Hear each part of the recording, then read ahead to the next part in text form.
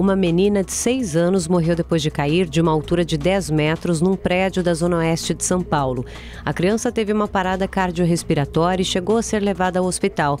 Segundo a polícia militar, a mãe deixou a filha dormindo e foi até a portaria do condomínio. Agora a Polícia Civil e o Conselho Tutelar investigam o caso. O prédio que tombou e ameaçava desabar em Betim, na região metropolitana de Belo Horizonte, foi demolido. Uma retroescavadeira com um braço mecânico de 22 metros de altura foi usada no trabalho. A demolição foi feita de cima para baixo para evitar danos às casas vizinhas. Desde terça-feira da semana passada, quando o prédio de 5 andares inclinou, 15 famílias que moram no entorno tiveram que deixar os imóveis. A perícia agendada para esta sexta deve indicar a causa do tombamento. Olha, um dos maiores grupos atacadistas de Minas Gerais foi alvo de uma operação que investiga um esquema de sonegação de impostos. As empresas envolvidas já foram multadas em 70 milhões de reais.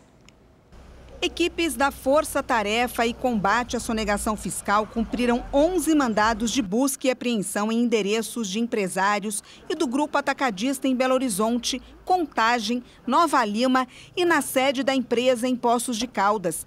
Neste galpão foram recolhidos documentos, computadores e celulares. A gente tem alguns indícios de notas fiscais que não condizem com a real movimentação física das mercadorias, empresas que emitem notas fiscais muito além das mercadorias que ali estão.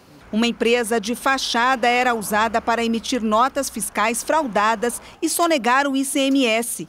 A investigação, que já dura 2 anos, mira nos maiores grupos atacadistas do estado. Já foi lavrado um auto de infração com relação à primeira empresa de 70 milhões de reais. Então a gente já tem esse prejuízo inicial de 70 milhões de reais. Ninguém foi preso. Os envolvidos podem responder por sonegação fiscal, organização criminosa e lavagem de dinheiro. Se condenados, as penas podem ultrapassar 10 anos de prisão.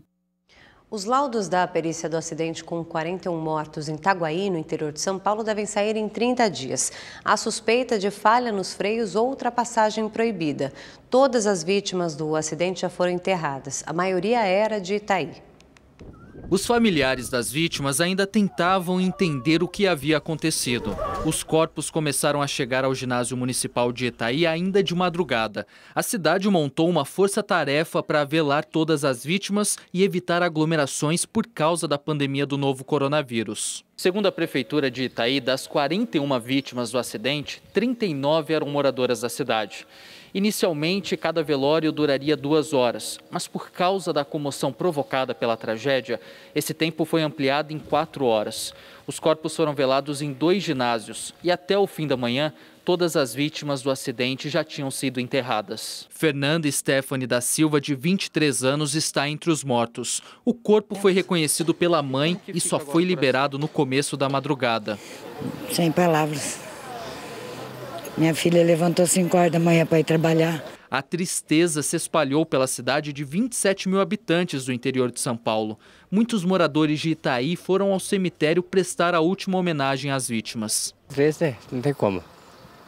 Foi uma bala muito grande, né? Porque é difícil. Numa pancada assim, você... é duro demais, né?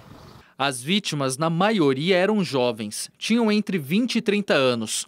Muitas trabalhavam na indústria têxtil há anos e estavam acostumadas a fazer o trajeto entre Itaí e Itaguaí diariamente. A Polícia Civil de Avaré iniciou as investigações e ouviu o motorista do ônibus, que ainda está internado.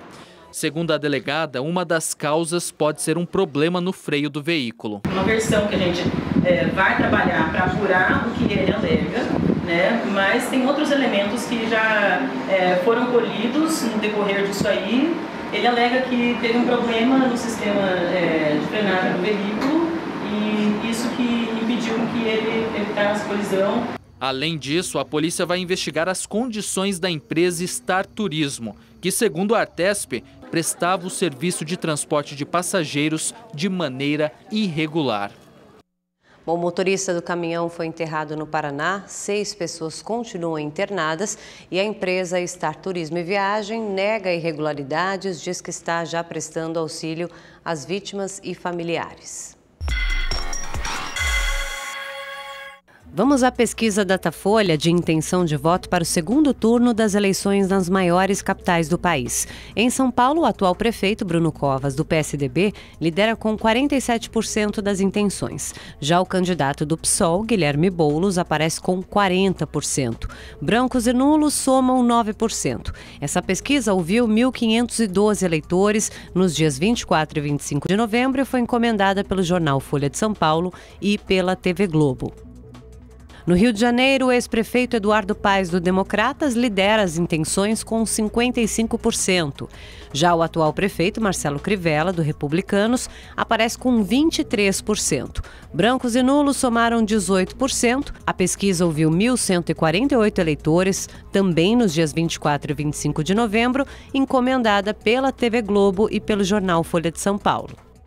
O Ministério da Saúde confirmou o vazamento de senhas que permitem acesso aos dados pessoais de pelo menos 16 milhões de brasileiros. São pessoas que tiveram diagnóstico suspeito ou confirmado de Covid-19, entre elas membros do governo federal. Essas informações foram disponibilizadas por um funcionário do Hospital Albert Einstein que trabalhava em parceria com o Ministério. Ele fica em São Paulo, o hospital. Em nota, o Departamento de Informática do SUS informou que revogou imediatamente todos os logins e senhas vazadas.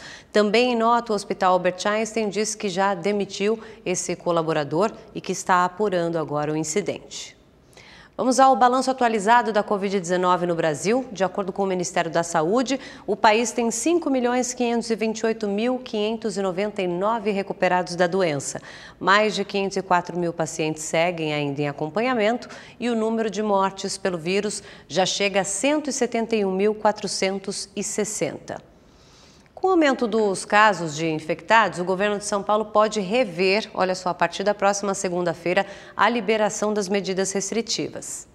A orientação do Centro de Contingência da Covid-19 ao governo é ampliar as restrições das atividades de lazer e preservar as escolares. São Paulo está há mais de um mês com 76% da população na fase verde do Plano de Flexibilização Econômica, que é a menos restritiva. O governador João Dória fez um apelo para que famílias evitem reuniões e festas de fim de ano. Vamos deixar para comemorar, celebrar festas de final de ano, festas de Réveillon, festas de Carnaval, outras festividades, depois de termos a imunização. Aí poderemos celebrar com segurança. Foi enterrado na tarde dessa quinta-feira, no Rio de Janeiro, o corpo do jornalista Fernando Vanucci. Ele morreu em São Paulo na última terça, aos 69 anos, vítima de infarto.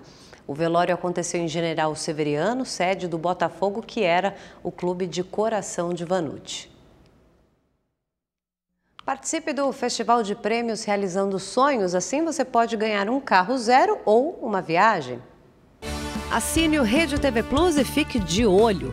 De segunda a sexta, dentro da Tarde Azul e do Alerta Nacional, serão sorteados notebooks. Aos sábados, no Mega 100, uma viagem no valor de R$8.000. Todo domingo no Encrenca sai um HB20 zerinho. E no dia 24 de dezembro, você pode levar uma BMW para a garagem. No dia 31, também em dezembro, tem o sorteio de uma viagem no valor de R$15.000. No final da promoção, você ainda pode ser o grande ganhador de uma Mercedes C180. Então, se já é assinante, continue investindo. Caso ainda não seja, acesse redetvplus.com.br ou aponte a câmera do seu celular para o QR Code aqui na tela. Tá na hora de realizar os seus sonhos no Festival de Prêmios da Rede TV.